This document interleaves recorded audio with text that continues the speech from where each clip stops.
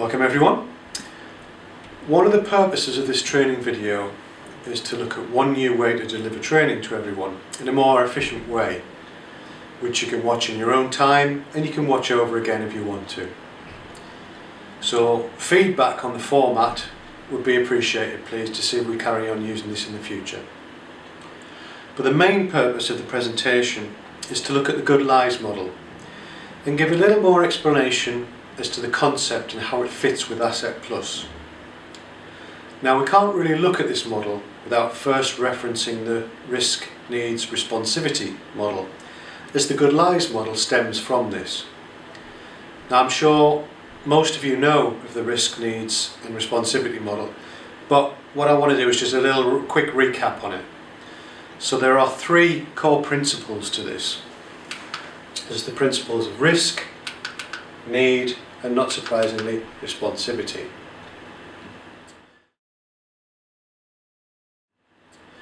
So looking at risk first, this is where we target those who have a higher probability of offending. Now, because they're more likely to offend, the more services or sanctions or controls they're going to need. And those categorised as a higher risk will need a greater level and more frequent interventions. Now, the model also states that the lower the risks, the lower levels of intervention are required to prevent reoffending.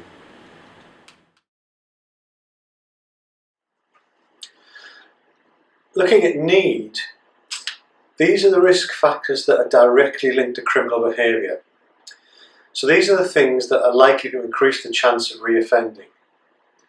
So we're looking at things like pro-criminal attitudes, young people rationalising their crimes, not understanding what they're doing is wrong, if their social group has pro-criminal attitudes, or there's not many around them that exercise a good influence upon them. It can also include things like substance misuse, poor performance at school or poor family relationships. It can also be behavioural traits such as impulsiveness, thrill or pleasure seeking, or that they have aggressive tendencies. So in the model we need to identify what risks we can change, but we also need to recognise changes can be affected by many different things. And one of those is the provision of interventions. So if a young person successfully completes a period of supervision, or an offending behaviour programme for example, their risk level should decrease accordingly. Now, the third area, core principle, is responsivity. Now, we need to identify strengths, as they can be considered protective factors that we can build upon in the planning. For example, a young person may have computer skills or a strong family relationship that we can build upon and use within the planning. It may be that they've got a good educational level or stable educational placement, and they've got a respect for certain individuals within the school. Again, we can try and build upon that and use that within planning. We also need to recognise that there may well be factors that influence how well our identified interventions may work. So that could include things like anxiety levels of the young person, issues with ADHD, their motivational levels, their educational attainment or difficulties as well. So these are some of the factors that we need to consider when we're looking at risks, needs and responsivity. Now, some of the criticisms of this model are there's a tendency to focus on the negatives because we're looking at criminogenic needs and focusing on those. And in turn it can be difficult to motivate young people because again we're concentrating purely on the negatives and the criminogenic needs and nothing else. And thirdly, it doesn't fully recognise non-criminogenic needs. Yes, there is some nod towards it, there's a little bit of focus on it, but it's not the main trait or the main thrust of the model. So it's argued that focusing solely on the risk, needs, responsivity model, it's not enough to prevent offending or reoffending. There needs to be a focus much more on the individual and their overall needs rather than just a set of risk factors.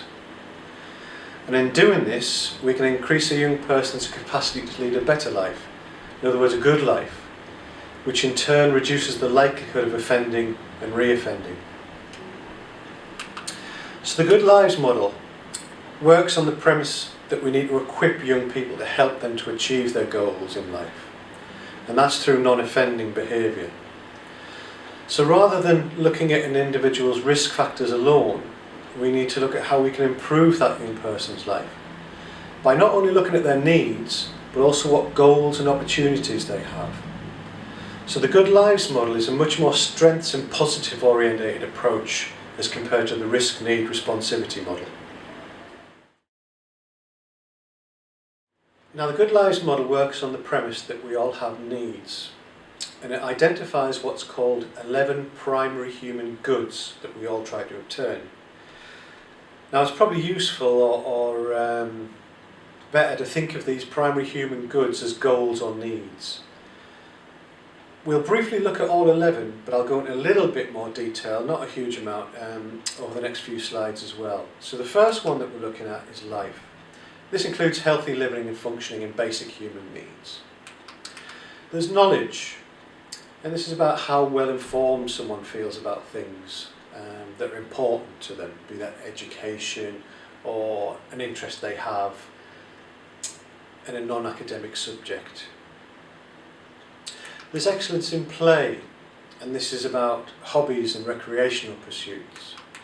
There's excellence in work, and similar to excellence in play, this is about the working life and mastering experiences as well. There's excellence in agency, which is an odd term, but it's more about gaining autonomy, self-power and self-directedness as well. There's inner peace, and this is about freedom from turmoil and freedom from stress. There's relatedness, and that includes intimate, romantic and family relationships as well. There's community, and this is about a connection to wider social groups. There's also spirituality, and this is in the broad sense of finding a sort of purpose and meaning in life. There's pleasure, and this is about feeling good in the here and now. And lastly, there's creativity. This is about expression and doing things differently, or it could be about art and creativity. Now the model states that we all try to achieve these primary goods, needs or goals. So what I'll do is I'll go into a little bit more detail, not a lot, over the next few slides of each of those in turn.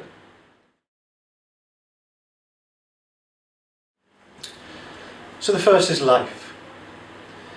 Now this is about the physical needs. We all have to stay healthy and alive and looking after our health.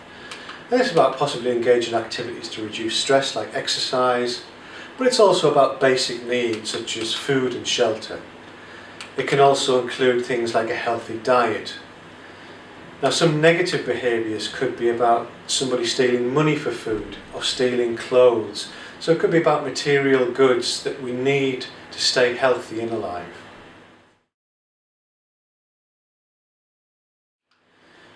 The next is knowledge, and this is about wanting information and wanting to understand, and that it's not just about what is happening around them, but it's also an understanding of themselves as well.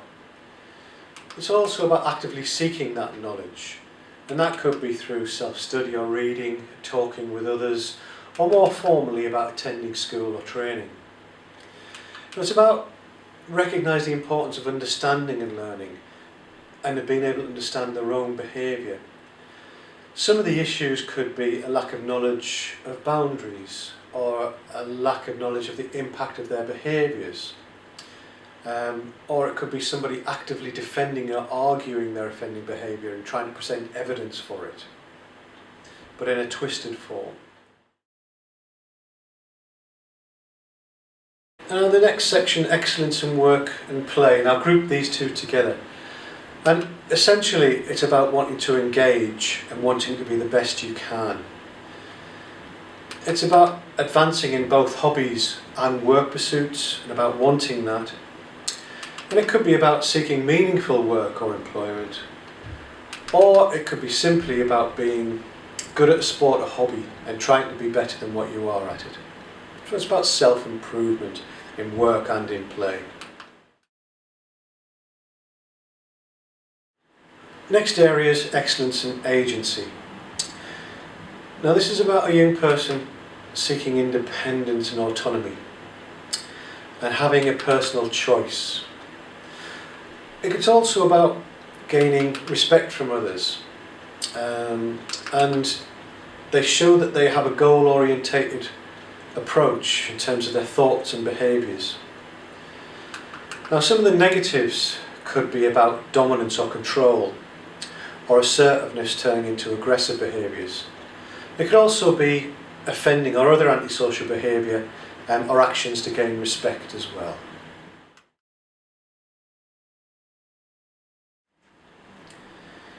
Inner peace is about placing the importance on the ability to cope with emotionally stressful situations, or being able to show empathy and emotional understanding of others, so they can seek support from others, but they can also respond to others as well. So that could be about actively listening or being able to show empathy and understanding. It could also be about what actions they do to help themselves through physical exercise or time out, listening to music, etc. So how do they cope with stress? What actions are they doing to try and get this inner peace? And it's about the importance they play upon being able to achieve that.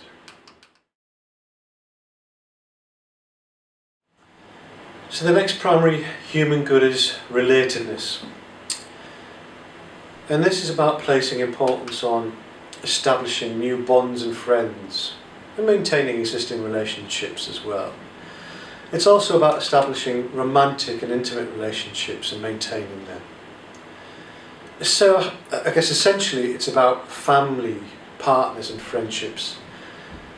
You might share common interests together and activities as well. It could be about giving and receiving support and engaging and meeting new people and doing activities that facilitate this process as well. Community is the next area, and this is about placing importance on being part of a larger social group.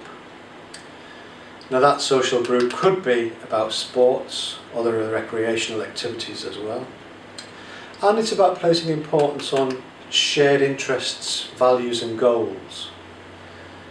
And one of the things you can think of, is the young person a member of a group or a team? Do they have interests or hobbies that involve groups, and can these be developed at all?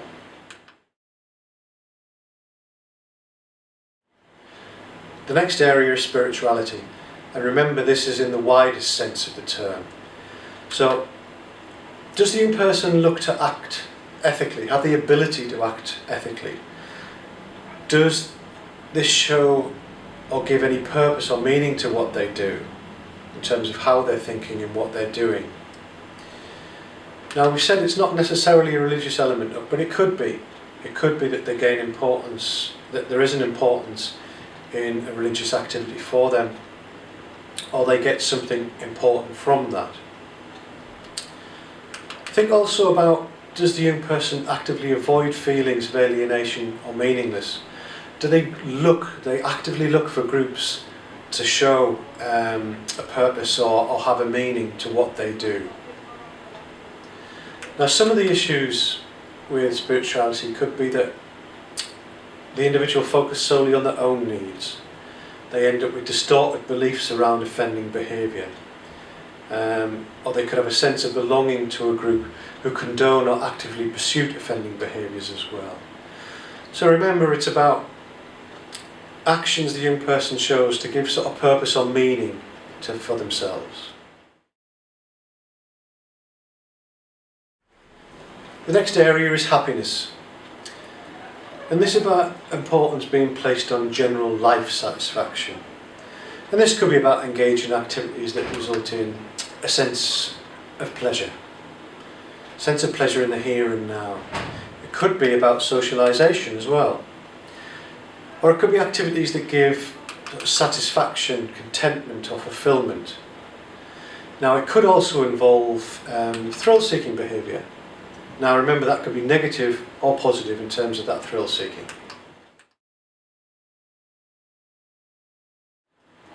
And finally, we have creativity. And this is about a young person engaging in activities that have a product. Now, this could be things like woodworking, cooking, producing music, or it could as well be about avoiding routines and trying new ways of doing things or achieving goals. So it's working that little bit different, about being creative about what they do and how they act. Okay, so we've looked at the 11 primary human goods or goals. What I want us to look at now are the secondary goods and have some understanding about this term and what they are. So think of the term secondary goods as the way to say how a young person is trying to achieve those primary human goods or goals. What is it they're trying to do to try to achieve those primary human goods or goals? What we want to achieve is a change in the way young people who have offended try and achieve those goals. And what we want to encourage is behaving in non-criminal ways in order to achieve those goods or goals. So let's think of a couple of examples to highlight some of those concepts and some of those ideas that we've talked about. So we think about a person who displays sexual harmful behaviours. Now, they could be seeking happiness and a desire to have or get pleasure. It could also be about excellence in agency. And if remember, this could be about assertiveness, but this is tipping into sort of power and control as well. Or it could be about trying to obtain relatedness, and by this we mean intimacy. Now in itself, there's nothing wrong in seeking those primary human goods, those of happiness, excellence and agency or relatedness. But it's what that young person is doing to try and satisfy those goals where the issue lies. If we think of another example, a person who's misusing substances. So by using substances, whether that's alcohol or any other type of drug, they could be seeking, again, happiness. And this is about the pleasure in the here and now. It could be about inner peace and trying to get rid of or deal with stress that they have. It could also be about community and being part of a group with similar norms, or wanting or trying to fit in with a group as well. So again, in itself, there's nothing wrong in those primary human goods of happiness, inner peace and community. But again, it's the means or the way in which that young person is trying to achieve those goods or goals that cause the problems. So what are some of the things that we need to consider when we're working with our young people? We need to recognise that the problems lie in the way a young person may be trying to achieve their goals or primary goods. And what often happens is that they resort to offending behaviour in order to achieve those goals or goods. So one of the things that we need to do is build capacity and look at what they are good at and what does that young person value and build upon that. We also need to look at what there is available externally and who we can access to help that young person build on those positives and achieve those goods or goals. We also need to be aware of the possible conflicts between these primary goods or goals.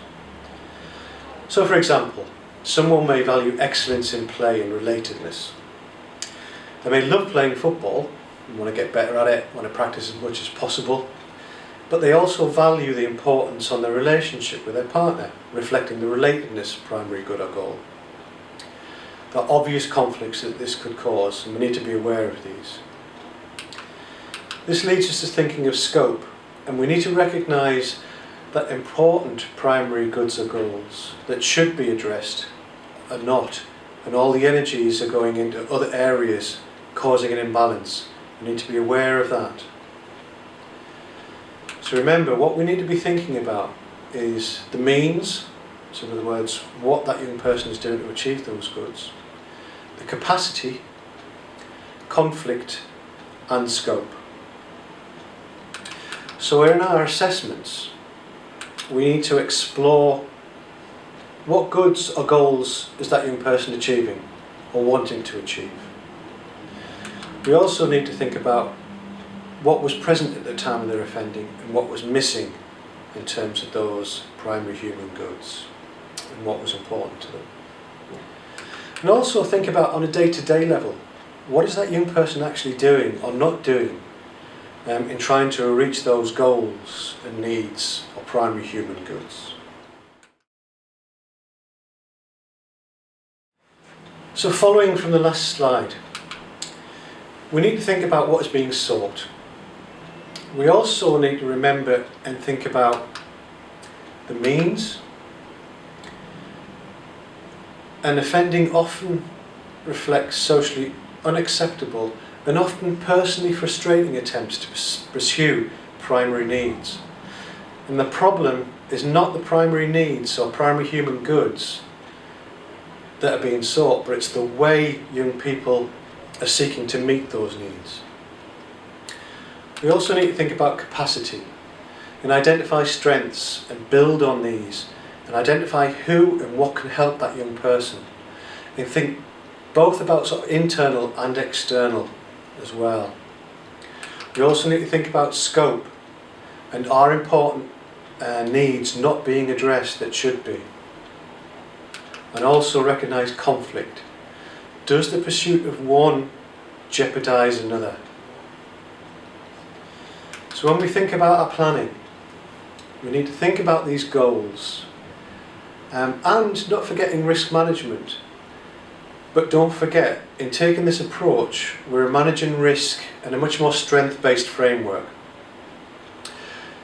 It also helps to create a unified plan that involves multi-agency or multifaceted interventions involving the professionals, families, organisations and volunteers that we work with. I hope that gives a little bit more understanding about the Good Lives model, what it means and what you need to be looking at when we're thinking about our assessments and interventions as well. And like I said at the beginning, this is a new way of delivering some training, and your feedback would be welcome on this video, but also anything you'd like to see in the future. Okay, so thanks for listening and watching. Bye.